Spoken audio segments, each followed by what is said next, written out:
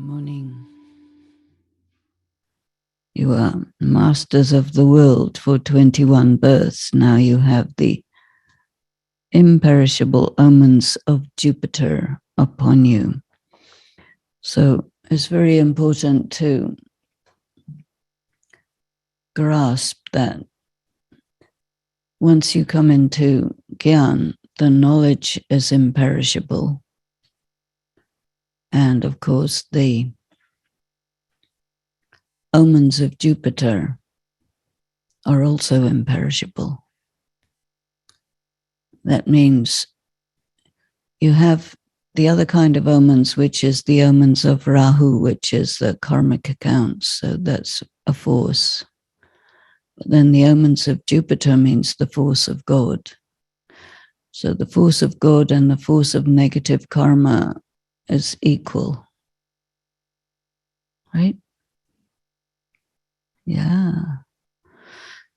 So when you're in balance, one side the force of God, the other side the force of negative karma, then that's where your free choice is important, because you can go one side or the other, and that makes all the difference. Just one choice. So what constantly remains in the intellect of true serviceable children, and that is that your wealth is never diminished when you make a donation. So you constantly continue to donate. So what do you donate? The jewels of knowledge. That increases your wealth, but any other thing that you donate in Baba's work also increases. So the intellect is aware that you are benefiting yourself. It's an investment. The Father continues to observe as a detached observer to see who makes their lives elevated and which ones pass. Good manners are required in knowledge. Do not become disheartened over trivial matters. Something that we think is a very big deal, Baba says, actually is trivial. Well, with hindsight, it is, right? At the time, it's big, but then you say, oh, it wasn't that big. The song is, you are the mother and you are the father. Om Shanti. Good morning, children. It is Thursday today. For you children, the day of the omens of Jupiter. So the word in Hindi for Thursday is Guruvar, the day of the Guru. And the Guru is the Brahaspati also. So this is the day, the omens of Jupiter, the day of the father of the tree, is the most important. This is the most important day of the week. In Christianity, Sunday. In Judaism, Saturday. In Islam, Friday. In BK, Thursday. I think Monday, Tuesday, Wednesday is not taken. Right? Monday is silence, but that's for us. Yeah. When, huh? Shiva is Tuesday. India is very famous. But in terms of a religion hasn't taken this day. Baba thinks Thursday is good. Even though Shiva's day is Monday, but Shiva likes Thursday. Huh? The Christians, yeah. Oh, so each religion gets a day. Each religion gets a day. So Monday, Tuesday, Wednesday is not taken. Oh, well, the pagans should. Moon day, lunes. But yeah, but then the pagan says the Hindus the same thing, because it's the ancient religion, right? The old religion. Yeah. And the old religion has only continued in India, not anywhere else. It all got taken out. Right? Taken out, taken away. mostly what they did is they made everyone forget. And that's how it disappeared. It's interesting. Even he says for us, you forgot that you're souls. You forgot Baba. So the name Vrikshapati, the father of the tree, is remembered. The omens of Jupiter are over you, influencing you. Baba, the father of the tree, is once again giving us his inheritance of unlimited happiness. That means from the knowledge you get unlimited happiness, right? Yes or no? Yeah. We learn how to handle conflict. Well, that's another thing. But sukha is prosperity. And happiness in English is a feeling. But it's really about the wealth. So the wealth he gives us is, I think, the wealth of knowledge. And then what you do with it, that creates your fortune. Because we have to do pure karma, and then we get good results, right?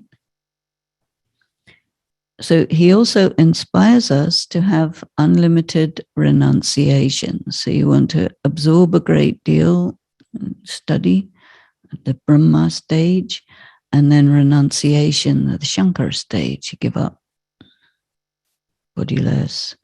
So those on the path of isolation have limited renunciation.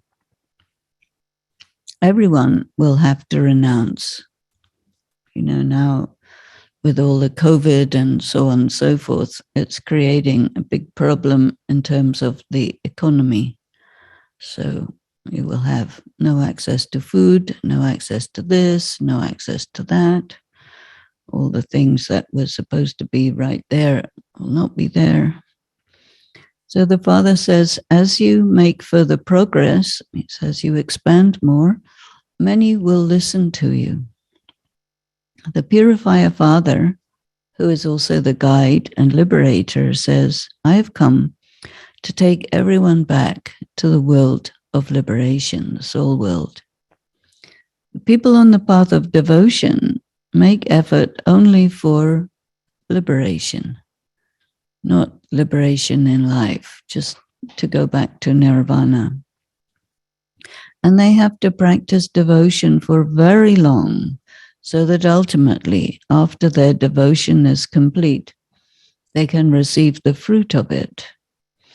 But no one other than you knows about this. You children know that it takes exactly 2,500 years. And this is also fixed in drama.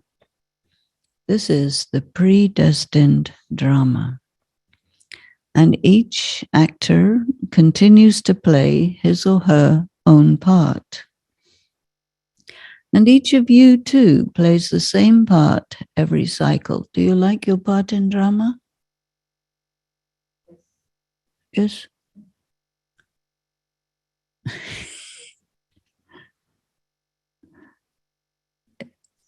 It is a matter of great happiness that we have the omens of Jupiter influencing us.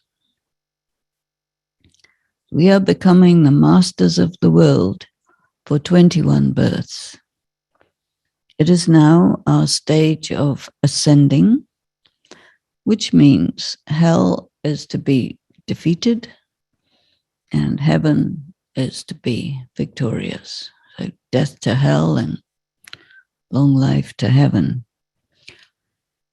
This is the slogan they chant in marches and things. Death to this one and long live that one, right? So Baba's using that analogy. This game of happiness and sorrow is also for you children. The Father says, this Adi Sanatan Devi Devta Dharma gives a lot of happiness. That is the new world. And the mines there will be new, all full with gold and diamonds and whatever you want.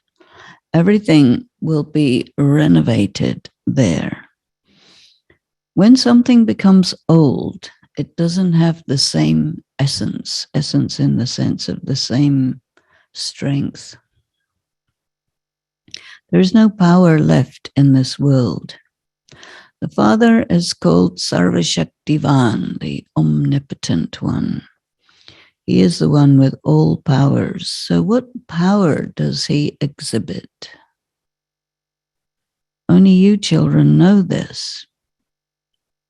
The purifier, the one who gives Sadgati, the liberator, the Father comes and gives you so much power.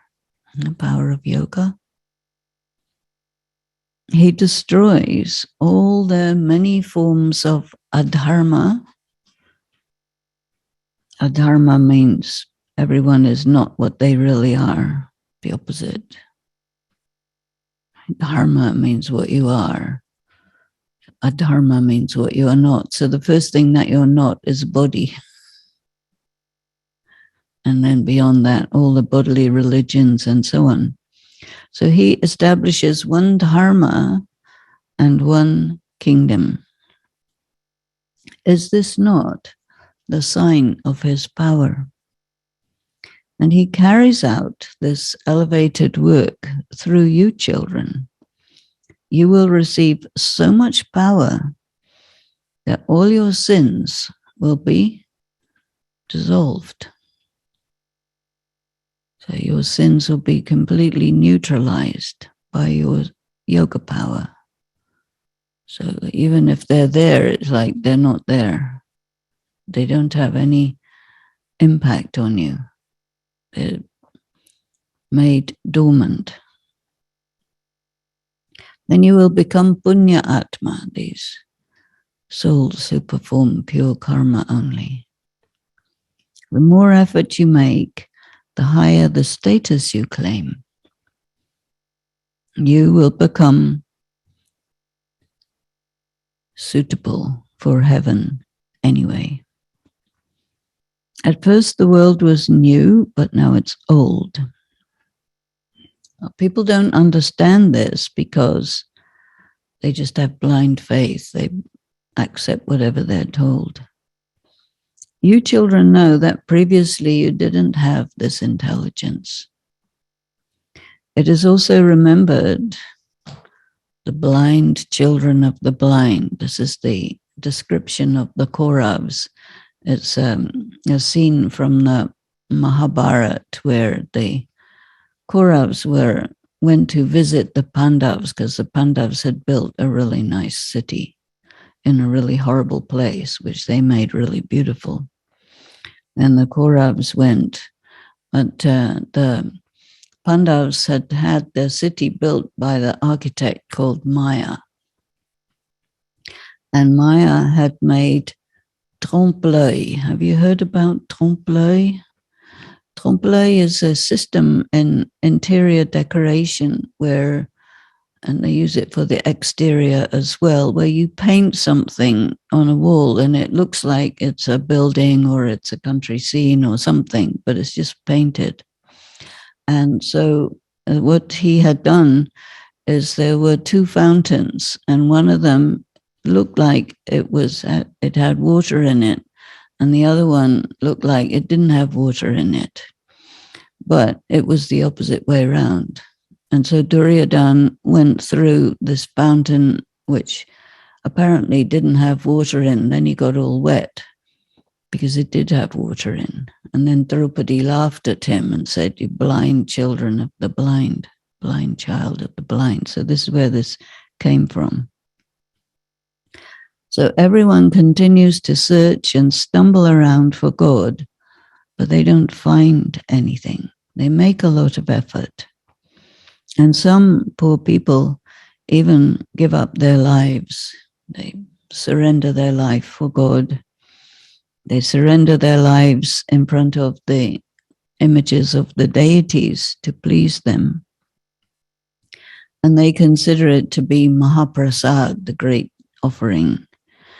And Baba says there's an announcement going on that you should not kill cows, because cows are considered to be like mothers because they give milk.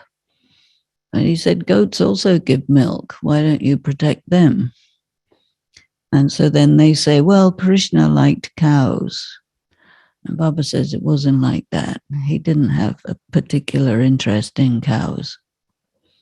But it's symbolic, because in this confluence age, Shri Baba gave a lot of attention to raise the status of women. And so he took care. And cows means women, not cows. So the father explains, you were the princes and princesses of the golden age. Then you took 84 births, and now you have become Tamo Pradhan. Now you're making effort to become Sato Pradhan, princes and princesses again. This is a school where you can become the double-crowned princes and princesses. One is the crown of religious power, spiritual power, and the other is the crown of political power, so that it is a theocracy that's being created. Although there are many Gita Pachalas, they do not tell you in those Gita Pachalas how you can become princes and princesses of heaven like Krishna. Does anyone who studies the Gita tell you these things? No. Here, the father tells you that you are taking an exam for becoming princes and princesses. And there are many grades in this. The rosary of 16,108 is remembered. So who are they? They are the people who come into the royal families anywhere between the beginning of the Golden Age and the end of the Silver Age. So all that is the royal family people. There would not be just 108. So 108, these are the top kings.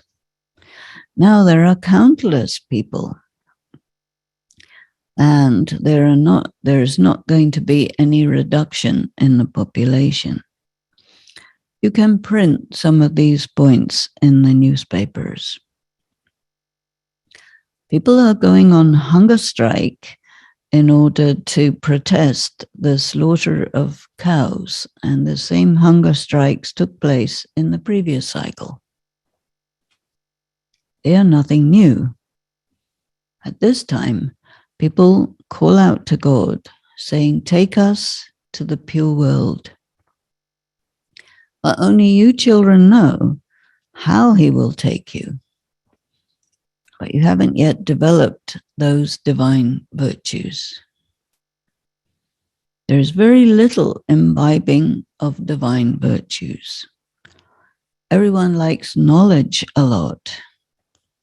And people know that the BKs practice purity and they live a simple life. They don't wear jewels, etc. But your karma also has to be good. So those who are living at home should not ask their husbands or parents to buy expensive jewels and expensive clothes for them. No. You don't ask for these because now you are leading a life of simplicity. And we are to shed these bodies and clothes and everything and go to the world of Vishnu. So our Father is the husband of husbands and the guru of gurus. So why does Baba say this? Is because in Bhakti, they tell the girl that your husband is God. And the gurus tell them that you can't get salvation without a guru. So they go in between the people and God. And then Baba says, but those people also need God, so don't stop in between. This is why everyone remembers him, and they say, "O purifier, come." Only he comes and gives everyone Sadgati. In Sikhism, they speak of this image of immortality. It's not an image, actually. It's Akal Murat. A Murti is an image, but Murat is something else. It's like the form of immortality. And they use this expression Sat Shri Akal when they do their chants, referring to God, that he is the truth, the pure one, and the immortal one. Death can never come to a soul. Bodies are destroyed, but the soul can never be destroyed. So people remember the Sat Guru, Akal Murat, and they say, "Come and give us Sadgati. Take us back to our home of immortality from whence we came." You children have to explain that the Sat Guru, the Akal Murat, is only one. And so, how can anybody else call themselves a guru? So the definition of a guru in this respect is that he takes you to the soul world. And none of them can take anybody anywhere. So the Father explains all of them are the many gurus of the path of devotion. But only the one Father is the ocean of knowledge. So gurus also give you spiritual knowledge, but they don't give you correct or sufficient. You rivers emerge from him, the ocean. Only Baba explains all these things. The unlimited Father gives you the unlimited inheritance. So you can see inheritance keeps on referring to the knowledge. A worldly teacher gives you the inheritance of that study, whatever he's teaching you or she's teaching you. So Baba has come and he says, now constantly remember me alone and your sins will be neutralized. You have a burden of sin on your heads. This weight of negative karma pushes you down. By remembering the Father, your intellects will become golden. Golden means that you'll be able to hold the knowledge. If your intellect is polluted or tarnished, it's because it's holding unclean information. Everyone's intellect has now become unclean and iron-aged. People go in front of the images of the deities and they sing, "You are pure and elevated." And we are dirty. You were pure and elevated, but now you have become impure and degraded. This play, this game is about Bharat. And the story of the 84 births is your story. Those who enter the kingdom of Krishna first will take the full 84 births. No one knows that heaven, the land of Krishna, is now being established. So you can write this down very clearly. You can say, we will make Bharat elevated with the power of yoga. People try so hard to achieve birth control, but this is the work of the Father alone. Because you can't stop the reincarnation process unless you take out everyone all at once at the same time, then they can't reincarnate. Otherwise, it's too powerful, reincarnation. So after destruction, there will be just 900,000. And the Father does not incur any expense in this, and nor is there a question of blessings, etc. I don't think we should say incur expense, but he doesn't charge you anything. And there's no question of blessings. But this old world is to be destroyed.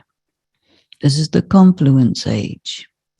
It is remembered that establishment definitely must take place here and through Brahma. And this is why Brahma has been shown here on the earth. He's the only deity that has a mustache and a beard. All the others don't. This is a sign that he belongs to this period of the cycle. So people ask, why do you have the picture of Dada here? Brahma Baba, Dada Lekraj. So Baba says it doesn't matter who you put, they will all ask, why did you put this one? Brahma is an ordinary form. The most senior one can only be Brahma. So he is the great-great-grandfather of the world, so that's the senior one.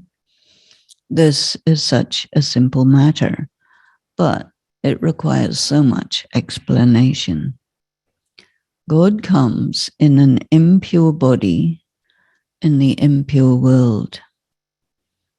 And nobody can imagine that.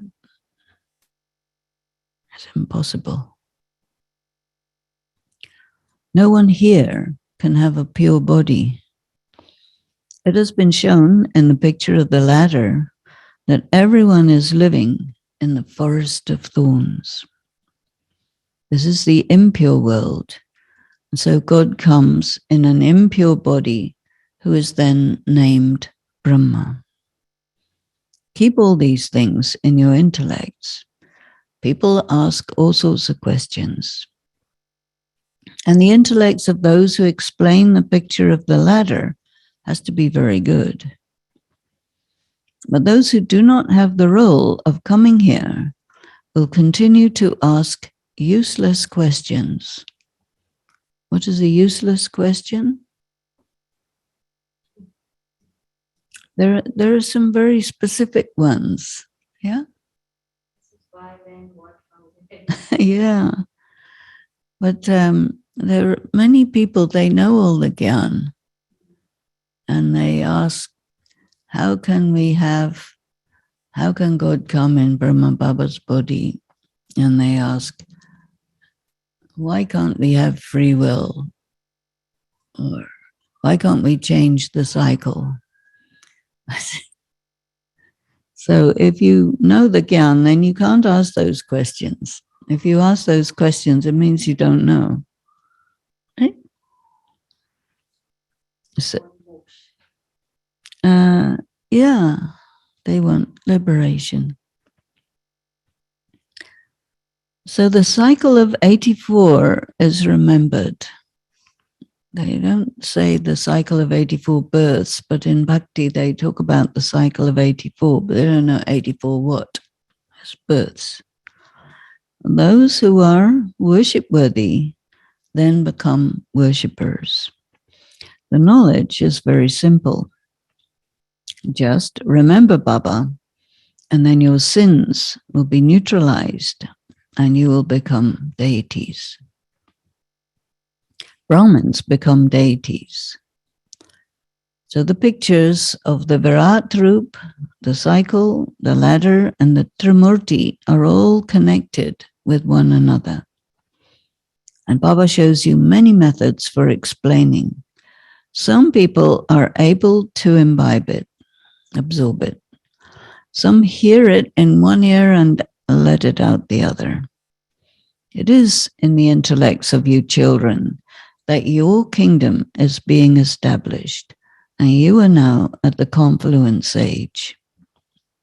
It is remembered the confluence of the confluence age that souls were separated from God for a long time. And then ultimately there was a beautiful meeting through the broker. So we are the ones who first go to the golden age, and all the others go to the world of silence. Those who came in the previous cycle will study well and descend first, come down on the earth. Those who don't study well will come at the end of the Silver Age. Everything is something you can calculate. So you can evaluate a person by how they are in Gyan. You can tell their whole cycle. These things will sit in the intellects of the serviceable children. It is also remembered that wealth never diminishes when you give it in donation. If you don't donate the jewels of knowledge, it means you're not studying. The Father sees who the spiritual servers of Bharat are. They are benefiting themselves. The Father teaches you, and he also watches as a detached observer to see to what extent each of you makes your life elevated and who passes the exam.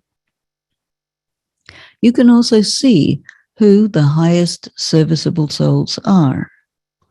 It is those children who are invited to the exhibitions. Some go there just like that to experience and see everything there.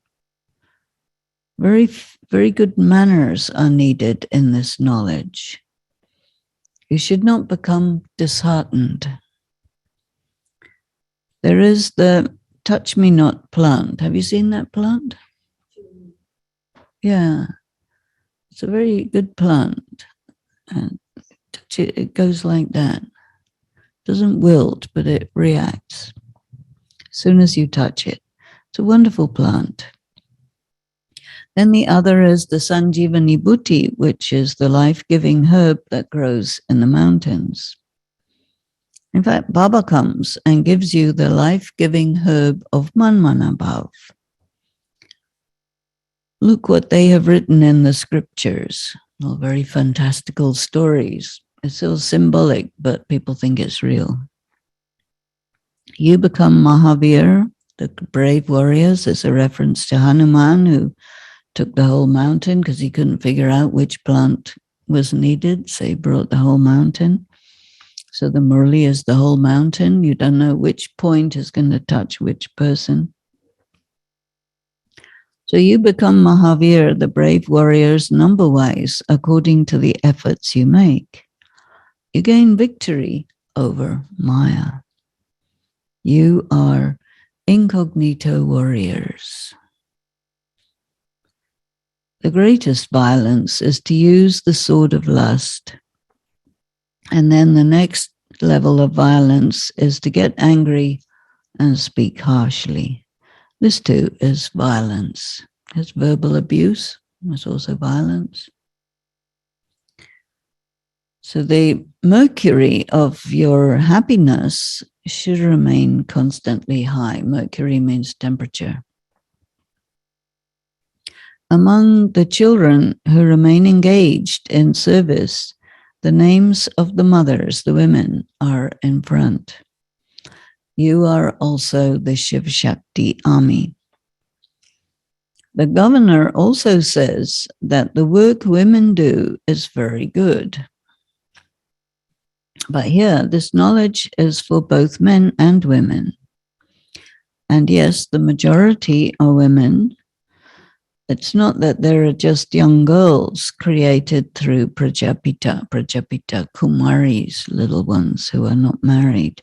There are also Kumars. Only when both take knowledge can a family continue well. When a daughter is born into some families, they believe that Lakshmi has come. A family that doesn't have a daughter is considered to be an unfortunate family. Look how people worship Lakshmi. Actually, in Most places they think if a daughter comes, that's the opposite of Lakshmi, as an expense, because they have to get her married and give her dowry and all that. But Baba says, actually, a woman is considered to be the decoration of the home. If there is Lakshmi, there would be Narayan with her as well. Nowadays, people give a lot of regard to women, and Baba comes and gives them maximum regard. First Lakshmi, and then Narayan. These days, they have removed the titles of Mr. and Mrs., and they use the word Shri, Shri and Shrimati instead. So this use of the word Shri, Shrimati is direction of Maya. They would not use the word Shri in any other land. They would never say Shri Christ. Shrimat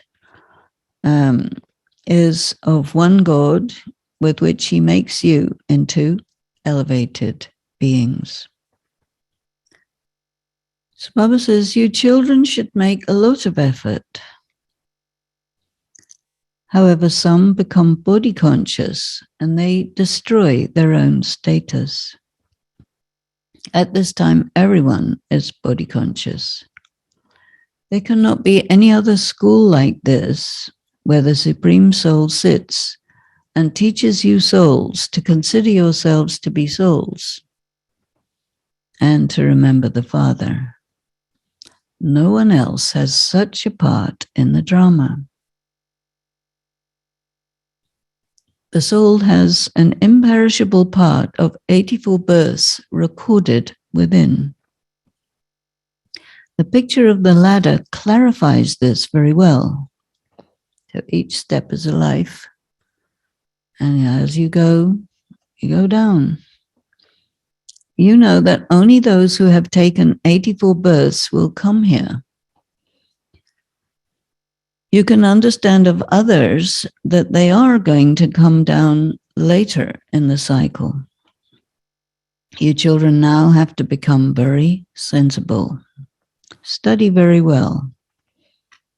Those who study well, sensible, samadhar means you have to understand the knowledge, not just be able to repeat it, but to understand the implications of it. That's what's meant by samadhar, and sensible, they put it sensible.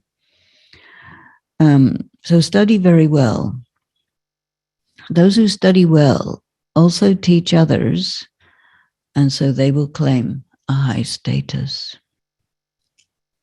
The Father explains very well that you must forget everyone. It means do not be dependent on anyone, including your own bodies.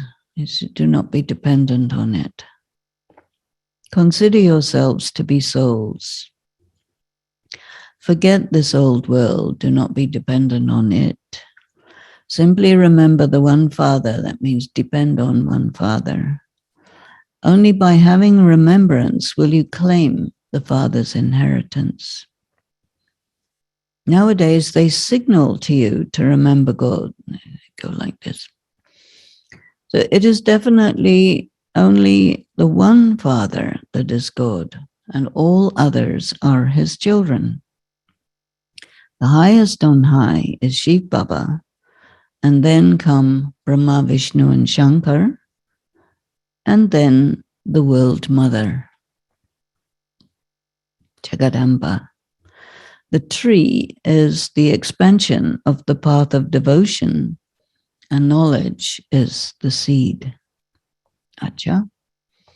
To the sweetest, beloved, long lost, and now found children, love, remembrance, and good morning from the mother, the father, Bap Dada, and the spiritual father says namaste to the spiritual children.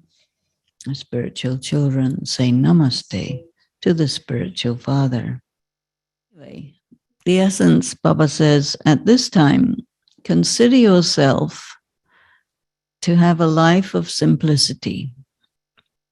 Renounce your interest in wearing expensive clothes and jewelry. But even while living in simplicity, let your activities be very royal. And secondly, don't become a touch-me-not plant, like reactive. And do not speak harsh words. Be a conqueror of Maya, using the life-giving herb, Manmana Bhav.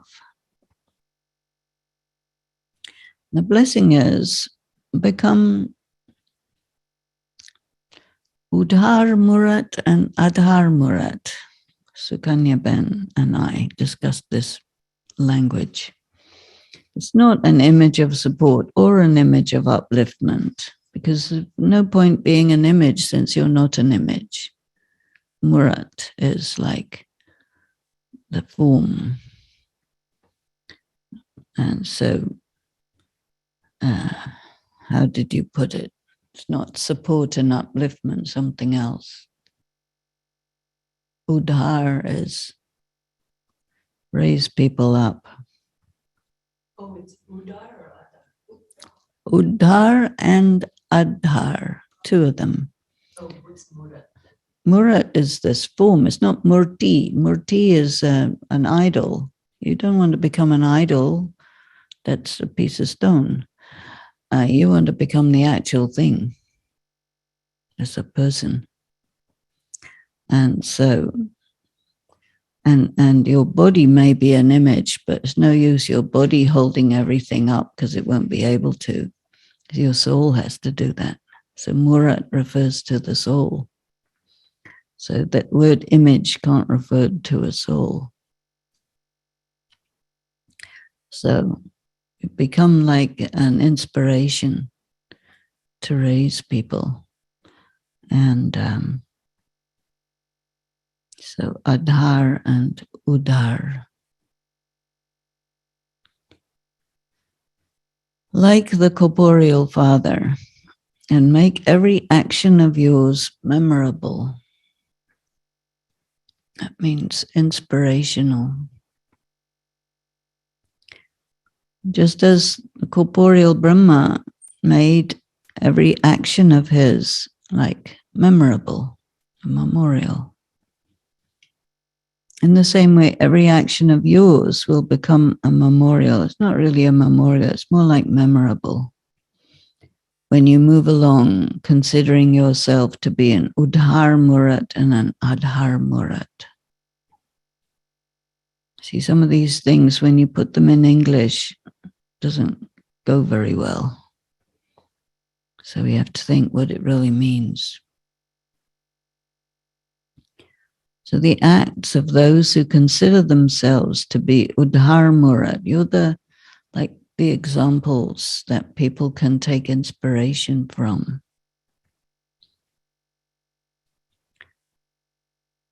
So then you would be the example of world transformation. So that would mean that you would be the highest.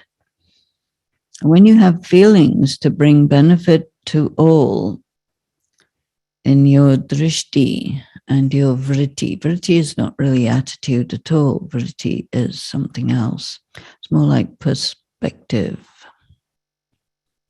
and perception. So every action of yours becomes elevated when you're having that sense of who you are. See, in English, the word attitude has a different meaning. In America, the word attitude means negative, right? Yeah, don't get it. Right. And so we have to use words that people will understand what you actually mean by that word. And so you have to look at the different possible meanings and select one that corresponds to what he wants you to understand. So it's like your perspective on life, your perception of what is there. So such elevated actions become memorable. Then the slogan, in order to imbibe the power of truth, you have to be tolerant. what that means is somebody, when they tell you the reality, you have to be able to handle it. And if they give you euphemisms, it's easier. But they're not realistic, they're not true. So it's very deep. He's preparing us to be a certain type of quality of person, which is quite discreet. And it's not about making people follow particular behavior patterns. That's very gross, you know. That's,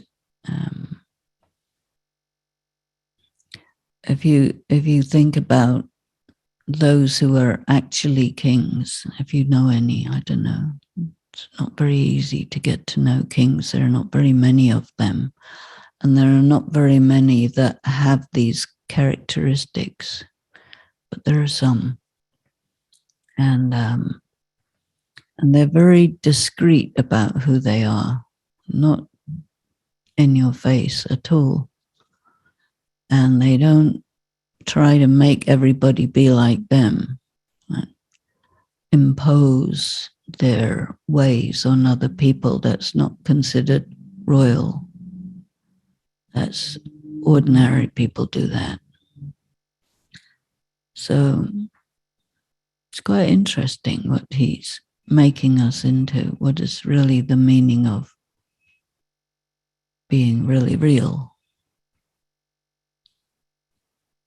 As quiet, as dignified, as noble.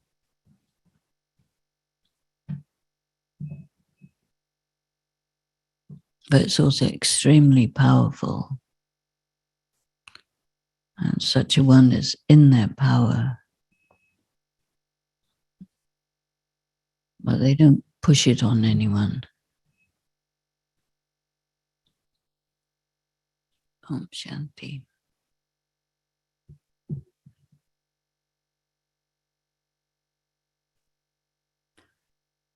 Offering Bhog today, two unusual things came through.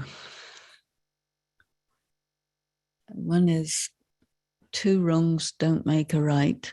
You know that expression very well, but it's quite deep, really. And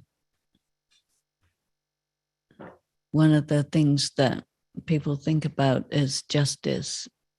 And if there is an injustice made, then it has to be righted, usually by doing something that sometimes could be another injustice. And taking revenge is something Daddy Prakash Mani used to say, don't do that. So in Gyan, if there is the perception that someone is doing something wrong, putting it right, it's not accomplished by doing something against that person. So in that sense, two wrongs don't make a right. So I'm not sure exactly what that's about in this context, but that came through. And another thing that came through was Baba puts a crown of responsibility on our head, right? And that was turned upside down. So maybe we can understand that we have to understand our responsibility the right way around and not the wrong way around. But anyway, those two things came through, oddly enough. It's not normal for something very like simple like that. But it's quite deep when you think about it, really. Keep your hat on the right way up.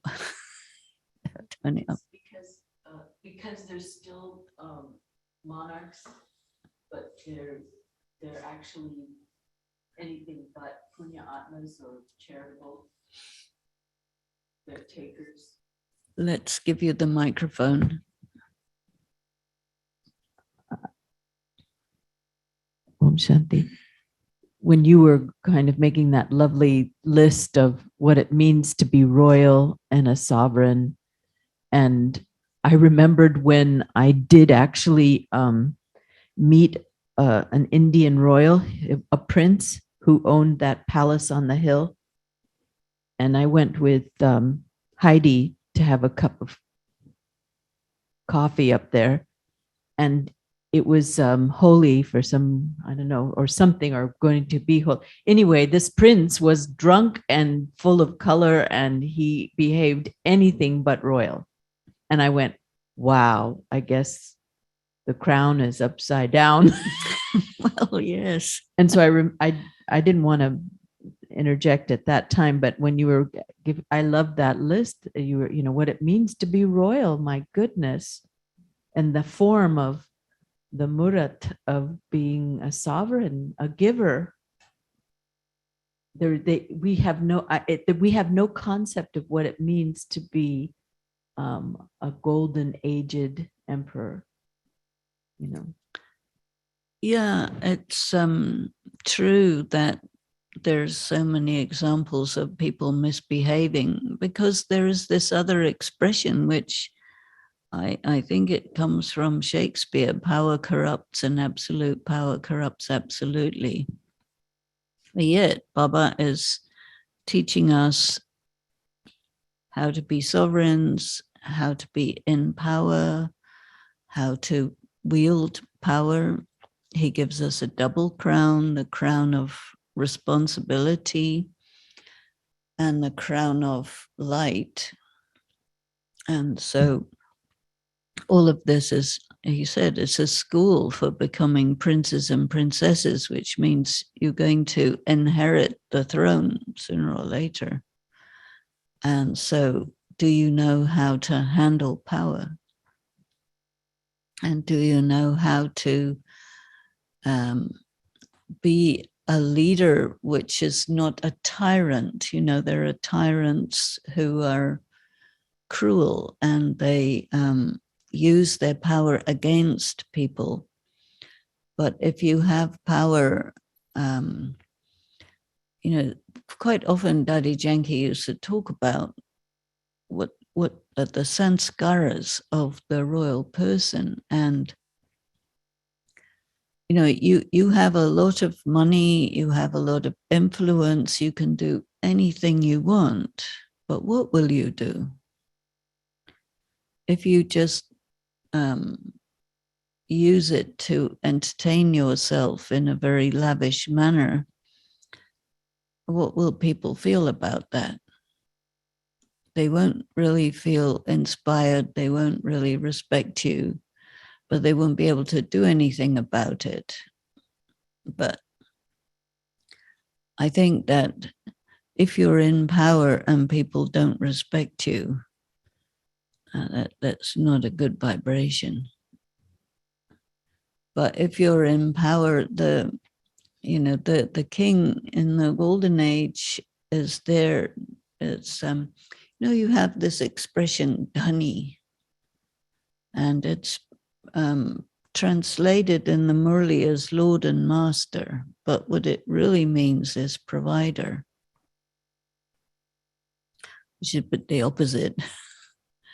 And provider in the sense that the king has to make sure that everybody has food, shelter, health, all of these benefits, so that their life is happy. And the king has to provide security, make sure all the enemies are neutralized, and that everyone, the king is also the one who settles disputes. So you have this story in the Bible. You remember this story perhaps about there were two women and they were disputing over who was the real mother of this child. And so the king, in order to determine who was the real mother, said, okay, what we'll do is we'll cut the child in half and we'll give each of you half. And the one who said, no, give the other one, that was the real mother. So he gave it to her. And so you have to be like sensitive to the feelings of people and what's love and what's important, and make people feel their value and their what they offer, what they contribute to make the world. And so the king has to give vibrations and be a presence, because you don't really, I mean, things carry on pretty much by themselves as long as you are doing what you have to do in a right way. They will work well. And as soon as something's not out of line, then you have to go in and do something about it.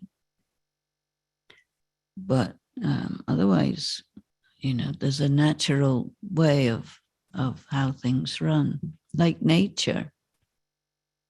If you have a garden, you don't have to sit in front of a tree and say, I want you to grow, because it won't grow like that. You have to allow it to be.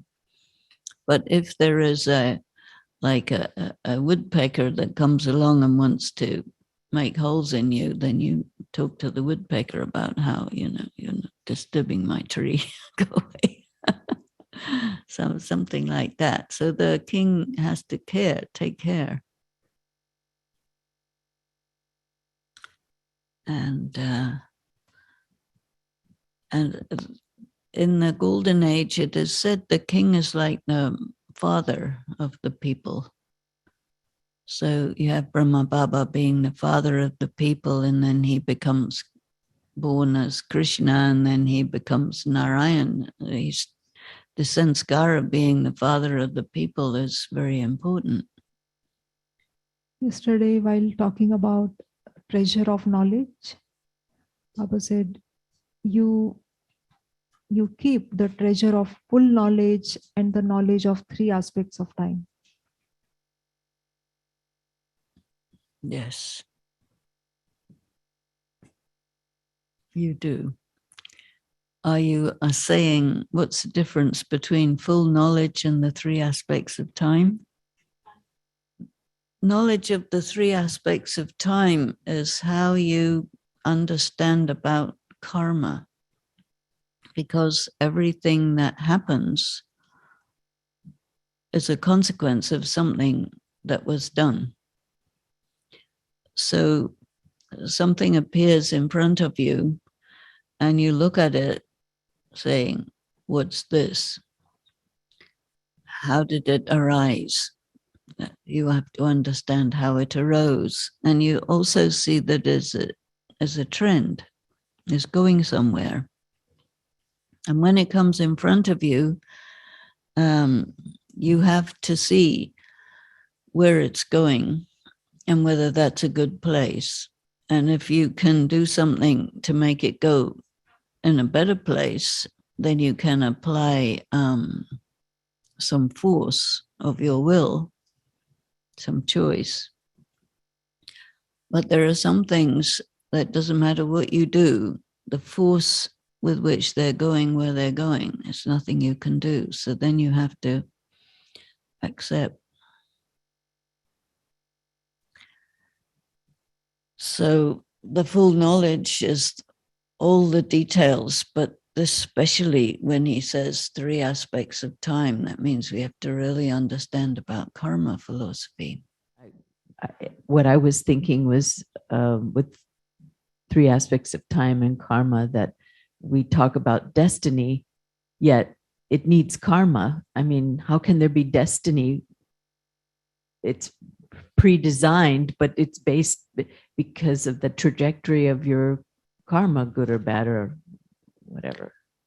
Well, you can look at it like that, but also you can look at it as coexisting, because your destiny is already there independently of your karma. How is it independent? Well, your part in drama is fixed already before you do anything. These are what they call the questions. How- Right? it was asked, how did it get fixed? How did it get fixed? It is there. It's really another question you could ask is, who are you? Because who are you includes the idea of destiny, I think, better than what are you doing? Because there may be many things that you do and that people do to you or against you with the name of changing that destiny or preventing that destiny. But it can't be prevented. And so in such a case, you just have to know that even if all the odds are against you, but it doesn't matter. And even if there's nothing you can do, the destiny is still there. It's going to happen anyway.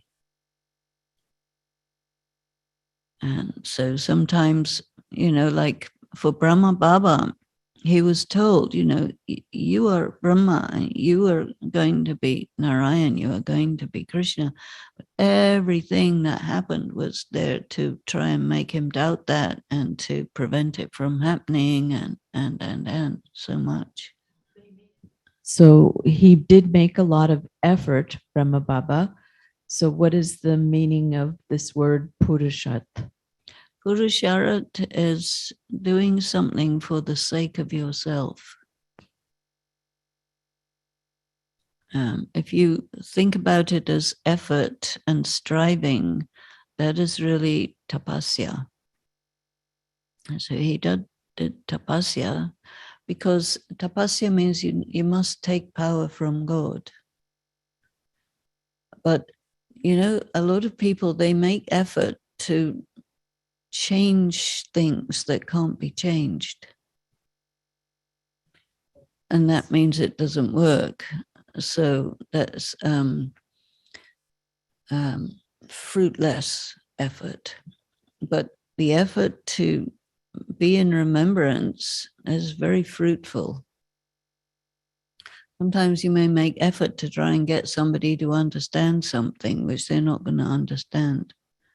That's fruitless effort. So then you have to understand that don't make that effort because it's not going to be fruitful. But it's a very, very subtle thing. Karma, destiny, choice. I'm challenging you, but I want to know, I'm not trying to challenge you at all. I want to know, can destiny exist without karma? Well, you see, from my angle, I would say that if Baba tells us that our part in drama is already there, thank you. So this is very, very, very deep point that you're bringing up, because this is the one thing that distinguishes between a royal Brahmin soul and not. Wow. No, but if I don't know the answer, what? It's not a matter of knowing the answer. It's a matter of holding things together which are mutually exclusive and understanding the paradox. Well, yes. Be fine with it means you can see it. If you can't see it, you're in either or, then that disturbs you. But if you see, yes, my destiny is there, fixed, and yes, I must do what it takes to get there. Yes, both of them equally, yes. And see them This is the royal sign, because there are going to be many situations in your Brahmin life where you are going to have to say yes and yes to things that you can't bear to say yes and yes.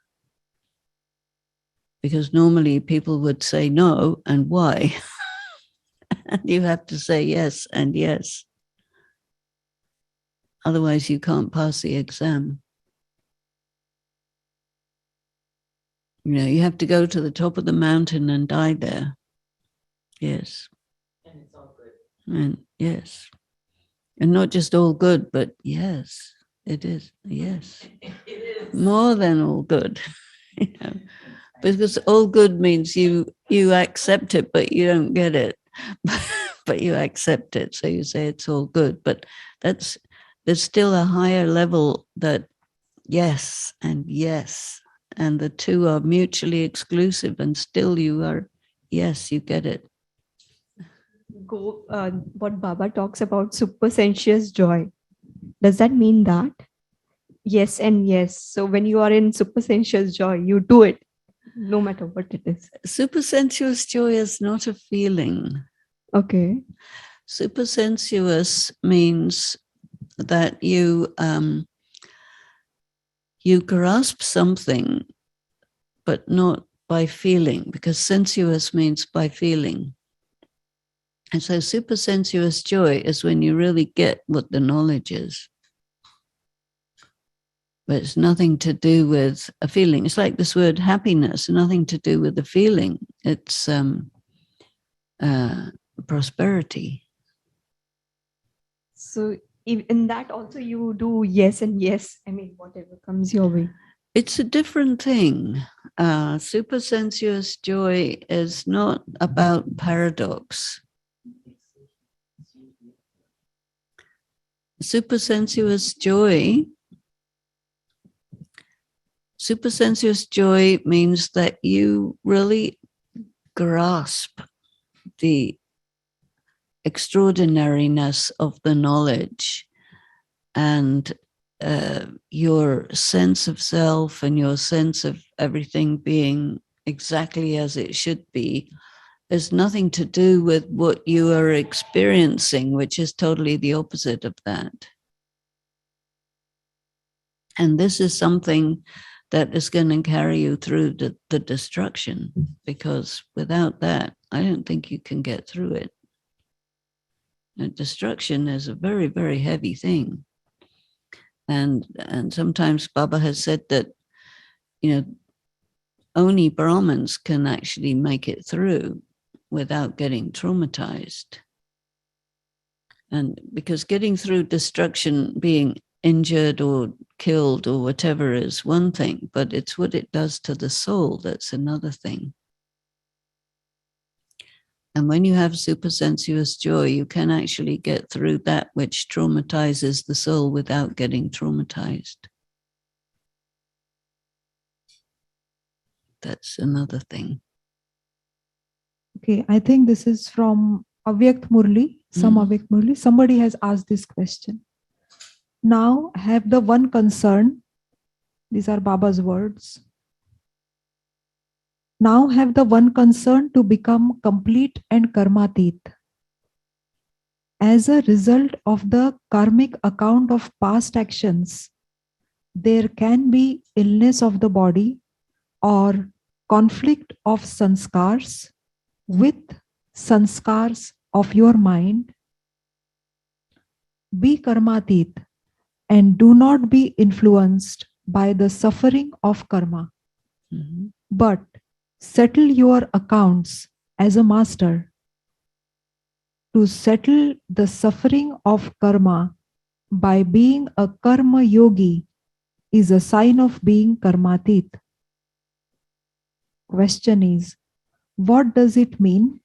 Conflict of sanskars with sanskars of mind.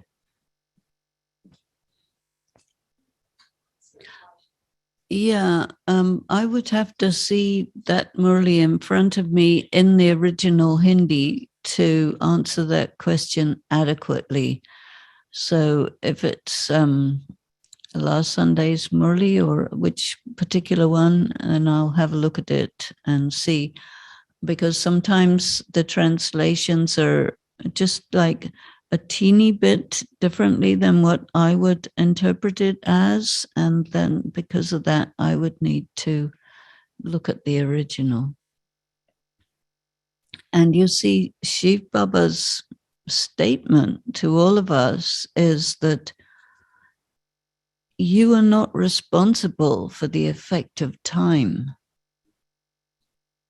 Because why do people become body conscious? It's because of time. And why do people do wrong actions? It's because they're weak. And to punish somebody for being weak makes them weaker. And so that's not really ultimately effective. So what does Shiv Baba do? He says, okay, it's reached the maximum and it's an escalation process. So he says, this is a drama of happiness and sorrow. And who is responsible is time. Because time means deterioration and decline. And in that there is rottenness, negativity, darkness. And the people have this idea that there is progress. And because of that, they can carry on. But now he says there isn't progress. And if you really, really get it, then you say, okay, what I have to do now is vanish. Go and become a little point and get power from God and start again. You see, because, okay, he says it's Dharmaraj, it's the time of reckoning.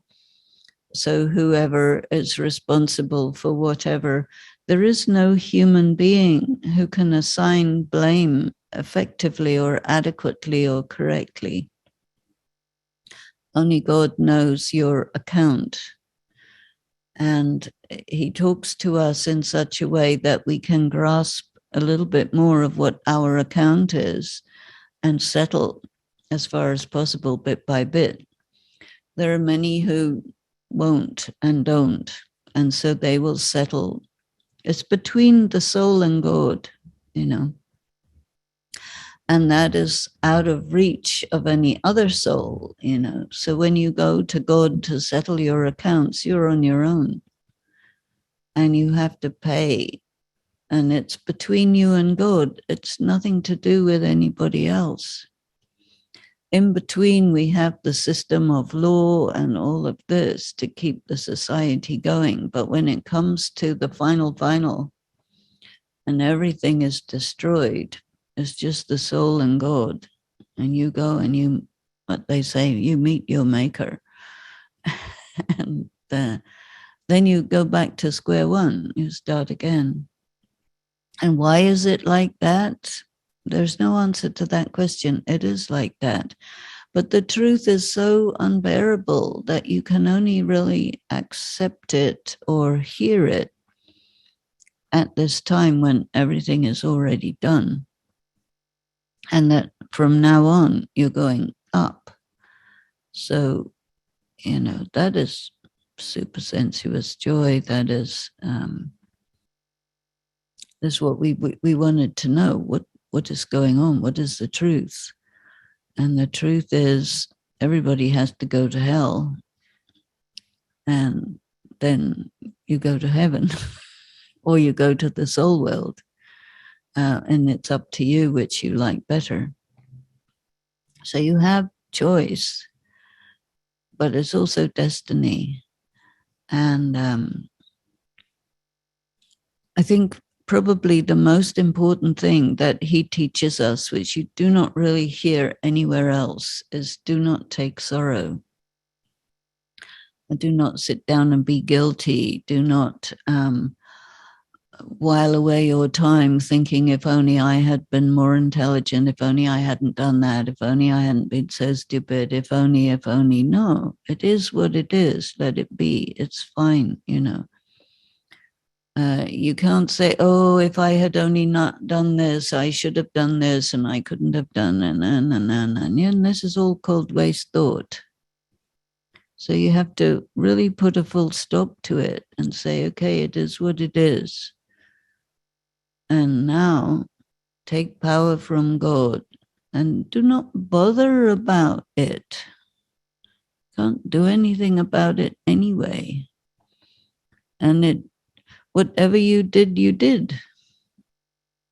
It's over. Whatever anybody else did, they did. It's over.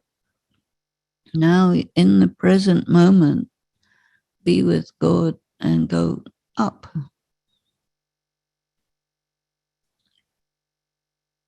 And that's what it is.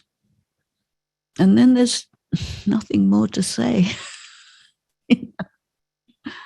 Really. Know what I mean?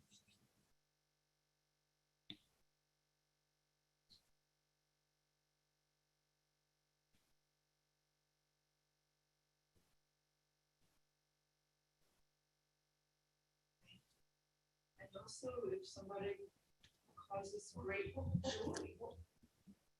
yeah, it's over, finished. If somebody causes great joy, yes. Same thing, sorrow or joy. Yes, exactly. These are momentary peaks or lows. But this is the thing. It goes on and it goes on and it goes on. Like Baba was talking about the louse, which is not a louse. The bull which goes round and round. Existence is you go round and up and down. And then just who are you? What kind of a being are you? Are you happy that you are you? Yes. I was thinking little. I understand where you say what you're saying, but as an ancestor, so or in I can't really hear you. Can you make it a bit higher?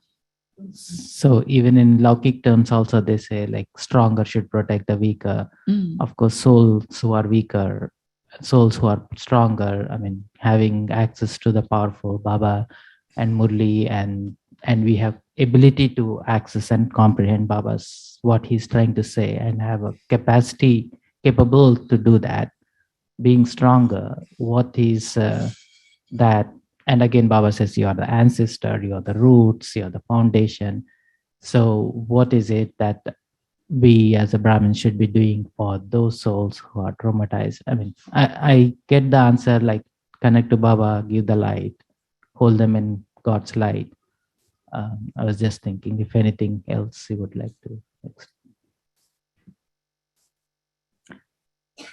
I think that the way you look at them makes them look at themselves that way too. Because most people don't really operate from the inside out. They operate from the outside in. So if you look at a person as whole and healthy and original, and whatever happened to them, you don't see that. So then they can't see it either, because there's an influence of what you see in another person. They will see what you see. So that vision is powerful. Yeah.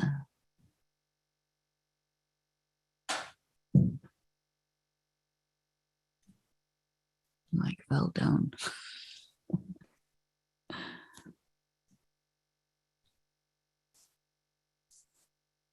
How do you, what are the characteristics of a weak soul? What is weakness in a soul? In Hindi, it is kamzor, less strength, less power. Yeah. Well, the person is very desirous. and usually rather violent, and can't really bear their own existence, and has a lot of waste thoughts, and blames everyone for everything, including God. And whatever you tell them, they won't do it. In some ways you could say they can't, but they don't want to take responsibility, and they, a very rare one, can grab hold of themselves and pull themselves up by their bootstraps. But this is the problem, the denial, blaming, naming, shaming, violence, making other people low so that by comparison they look good, causing damage, jealousy, etc., etc. And I mean, when he talks about body consciousness, he talks about all these things. And what we have to, I think, really understand is we should not think of ourselves in terms of goodness and badness, but in terms of, if you're depleted, then definitely you will have negative sanskaras all over the place. So what you have to do is not try and fix your sanskaras, but try and take power from Baba, because when you do that, your sanskaras automatically fix. So the important thing is the yoga. And so, you know, the Amrit Vela, the evening yoga, the take time for yoga whenever you can, is going to give you power. And there's no other way to get power. I mean, somebody can give you a nice bit of sakash, which will last you about 3 minutes. But you take your own power, it'll grow, you know. And so I thought it's quite interesting in the Murli that don't bother about trivial things, and all the big things are actually quite trivial, or make them trivial. It doesn't matter, you know. Because one interesting thing that is often said to us in Gyan is, do not make somebody's mistake a reason for you to stop your progress.